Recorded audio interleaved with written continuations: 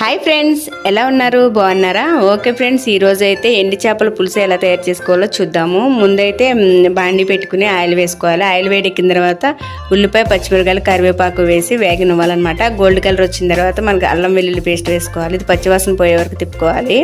దీంట్లోనే మనం ముందుగా నానబెట్టుకుని వాష్ చేసి పెట్టుకున్న ఎండి చేపలను అయితే వేసుకోవాలన్నమాట.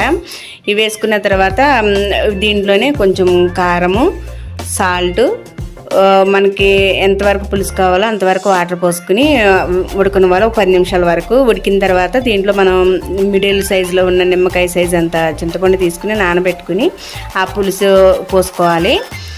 ఆ పులుసు పోసుకున్న తర్వాత ఒక 10 to 15 మినిట్స్లో మనకు కావాల్సిన ఎండి చేపల పులుసు అయితే రెడీ అయిపోతుంది. ఇది చేపలు, పచ్చి చేపల లాగానే ఎండి చేపలు కూడా చాలా టేస్ట్గా ఉంటుందండి. మీరు కూడా ఒకసారి ట్రై చేయండి. ట్రై చేసి కామెంట్ చేయండి ఎలా వచ్చిందో. చూసారు కదా, మనకు కావాల్సిన ఎండి చేపల పులుసు అయితే రెడీ అయిపోయింది. Okay friends, like and subscribe my channel. Thank you.